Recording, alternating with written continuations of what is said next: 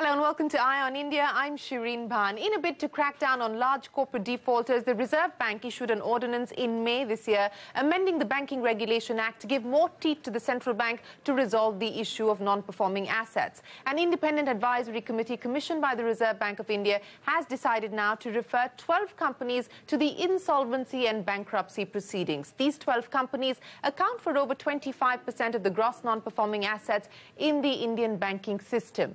Now, the Insolvency and Bankruptcy Code was introduced in 2016, and that sanctions the reorganization and insolvency resolution of corporate persons, partnership firms and individuals. It has specific provisions for the insolvency procedure, which may even lead to resolution or liquidation. Now, as we prepare to implement the code, it is important to focus on its impact on the larger ecosystem and its impact on the companies that are headed possibly towards liquidation. To analyze the challenges and the resolution process as we roll out the bankruptcy proceedings, we have with us a very special panel here. On the program, Shardul Shroff, Executive Chairman of Shardul Amarchand Mangaldas and Company; Sunil Srivastava, Deputy Managing Director of Corporate Accounts Group at State Bank of India; Nitin Jain, the CEO of Global Asset and Wealth Management at Edelweiss Financial Services; and Abhizar Divanji, Partner and National Leader Financial Services at EY India. Gentlemen, appreciate you joining us. Shardul Shroff, let me start by asking you. The Reserve Bank, by way of that ordinance, amended the Banking Regulation Act, thereby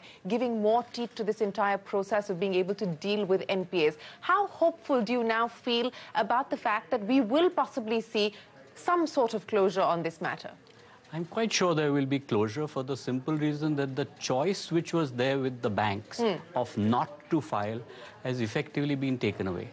When the Reserve Bank of issues a directive, or whether by press note or otherwise, to a bank that you should file or you shall file, then the choice of not doing so is no longer available because they're subject to directions of the Reserve Bank as the central regulator. And therefore, sitting on the fence is no longer an option. You have to bring it into the anvil of the National Company Law Tribunal, and they will take up the proceeding and bring it to a logical end. Okay. So Abhizar, I want to pick up on that because Shardul Shroff here is saying that the choice no longer with banks not to move towards the NCLT, and this fence-sitting business that we've gotten used to is perhaps going to end. I remember you spoke to us when the amendment had been passed, and you said that earlier banks couldn't invoke the Insolvency and Banking Code due to the fear of being questioned, and that no longer is the case. So do you believe that we are possibly now going to see further movement on this front? We certainly have seen movement because everybody has selected advisors. Everybody's in the process of filing. So we will see that movement. I think I'd go a step further and say that we will actually see some action within 180-270 days. And that's more imperative because the bankruptcy code itself says you either have a resolution plan or you go in for liquidation. Yeah. So now and time-bound resolution. Absolutely. Now there is a consequence. Yeah. Now there's a consequence for inaction. That's the important thing. There is a consequence for inaction. Sunil Srivastava at State Bank of India, this is going to be something that you're looking at very, very closely. Two questions. Let me start by asking you about the implications as far as banks are concerned. One, from a provisioning point of view, and secondly, from a capital point of view, sir. See, the provisioning has already been, for these 12 cases, has already been decided by the Reserve Bank of India. And most of the banks are perhaps adequately provided for it. So I don't think that's going to be much of an issue for these 12 accounts which have been in NPA for the last 2 years or so. But do you foresee legal impediments? Do you foresee legal challenges? Yeah, of course, the NCLT Act, the code, is of a recent origin. So definitely there would be challenges, as we have seen in a few cases. But will those challenges, obviously, as bankers, and we have appointed resolution professionals backed by competent consulting companies, I am sure that we have a strong case and we will pursue it to its logical conclusion. You believe that you'll be able to persuade them to the logical conclusion. But Shardul Shroff, let me ask you about the legal implications and the legal challenges. Because even, for instance, in the ICICI Bank matter versus Inventive Industries, we did see the borrower in this case actually resorting to some sort of legal challenge. Do you foresee that being a big impediment as we move forward?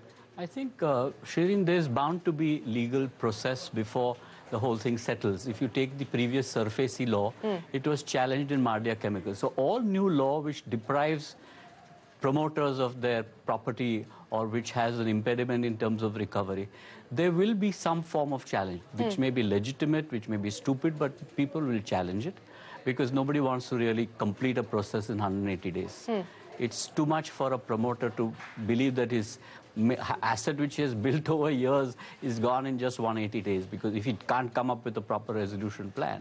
So there will be an amount of litigation process in the beginning, but I feel that the matters will shift to the Supreme Court very fast, and that's the only court which can decide it with finality.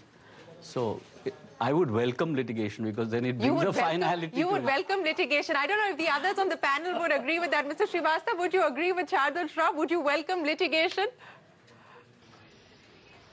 You know, I would not welcome litigation because it will probably delay things, but yes, definitely it's a new act and precedences have to be created for subsequent filings to be expedited. So to that extent, yes, these are going to be creating precedences, and then you won't have such things coming up in the future cases.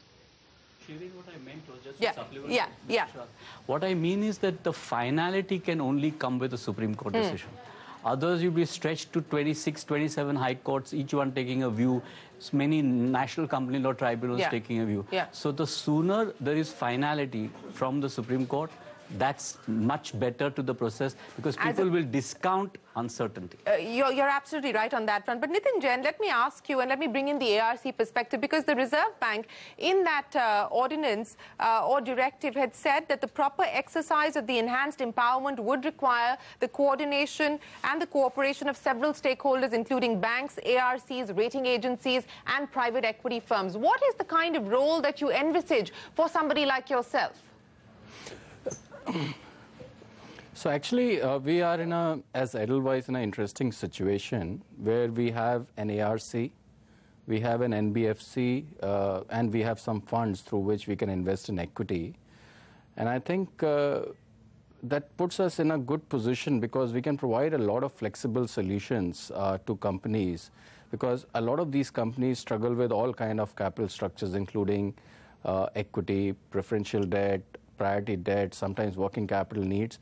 So the fact that you have different vehicles allows us to provide all kind of interesting solutions. But I think broadly speaking, the way we classify these companies is good quality asset, bad quality asset, and good quality management, bad quality management. And our focus is generally a lot more on the assets which are economically viable assets, not necessarily in a good position because of balance sheet issues. And I would rather prefer to go with quality management which has demonstrated ability to run these assets. And our solutions mostly are to provide capital structures which are more amenable to the cash flows of the companies, work with the banks, help them restructure assets, buy out debt from them.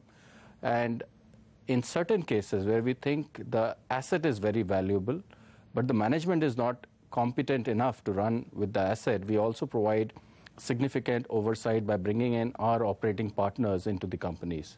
So I think it's a complete package that we try and bring into a lot of these companies. So given the parameters that you've just listed out for us, anything looks interesting for you? We are looking at a couple of cases in the NCLT. I don't want to name those assets, but there will be reasonable competition amongst different private equity investors, people like us, and some strategic as well. And I think we have to see how the situation unfolds. But I think there are at least 2 or 3 assets which we are very keen, which are reasonably large assets, and I think we can provide an interesting solution to those assets. Okay, so Nitin here, looking at assets, 2 or 3 he finds exciting and interesting at this point in time. What's the sense that that the two of you get in terms of where the buyers are? Let me ask you, Shardul Shroff. I think it's a tough market to find buyers in this market when there is so much uncertainty globally. It's going to be a difficult proposition. I don't think it's going to be that easy, and the discounts may be steep because unless and until... So that makes Mr. Srivastava's job even harder. Because unless and until we have a proper structure of giving due diligence, no fund is going to put out money because they have very strict norms in terms of scrutiny. So some of those issues will become very critical in this new batch of 12, where the action will have to start urgently in terms of, the process of creating an information memorandum, the process of going down an auction route, the process of preparing a resolution plan. Those kind of things are going to see a lot of movement. And if the quality of that work is done at a higher level, then there will be bias. But if the quality is inadequate, then you will see more discounts rather than, sacrifices. Yeah, There's a slightly differing view. Yeah. I'll tell you what, when we say this 180-day period, this is something which is starting today. A lot of these assets, the likes of Nitin Jain or the likes of Srini Srivastava have been showing people, that's happening much before the IBC ever came in. So there is a level of due diligence that's been ongoing for a period of time. So the first 12, effectively, there has already been an ongoing work in progress which is going to result or culminate in a transaction. That's one. Secondly, are there buyers for these assets? I think there are. They may not be strategics because of the global issues, but there'll be enough capital to be put behind structuring good businesses. So, so for example, when you talk about NPAs, not all of them are redundant assets. Because when you talk about NPA, it's effectively non-performing assets and normally in terms anyway. It's an assets that they have to be performing. They're not performing because of the leverage. And there are enough correctors available for the leverage in the market. So the likes of Nitin Jain are effectively correctors of leverage is what I believe. So the repair of the balance sheet, you believe, will certainly happen. Mr. Srivastava, just on this point of the discounts that Shardul Shroff was talking about, because that is going to make the job of bankers harder, even though you now have oversight committees and so on and so forth. But, the fact that how much of a haircut, who approves the haircut, I mean, those are going to be questions that you are going to have to deal with.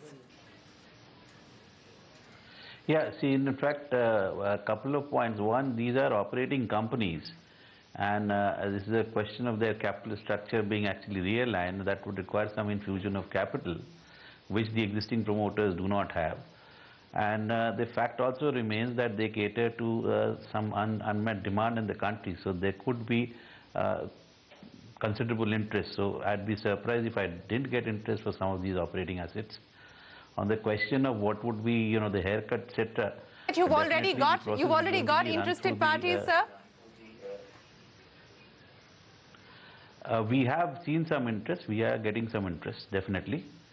And as things stabilize, probably in the next few cases, we'll probably get more interest as the system stabilizes.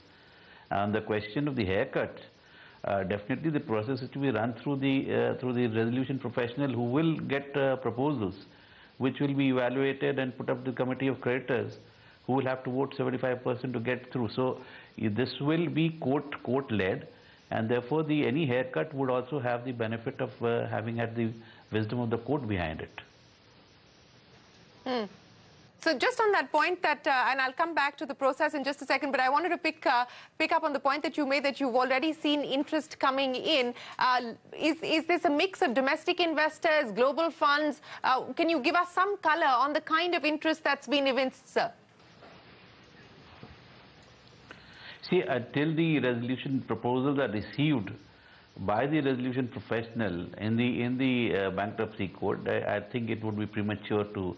But yes, people are inquiring about these assets, and we expect some interest going forward. Okay. Yes, Abhijit. So I'll just add this to you. What's happened always is, before the IBC process formally came in, there were enough investors which actually came and inquired about assets, wanting to buy the assets. The issue was whether the pricing was right, and was there enough information available. I think what the IBC process does, one is it tends to get the pricing more realistic. Okay. And secondly, it makes information available in the domain so that people can take some action in a more informative way. Okay, so it's bridging the deficit there as far as the information asymmetry is concerned. On that note, we are going to take a break, but when we return, we continue our conversation here on Eye on India on what the new bankruptcy proceedings could mean for corporate India. Stay with us.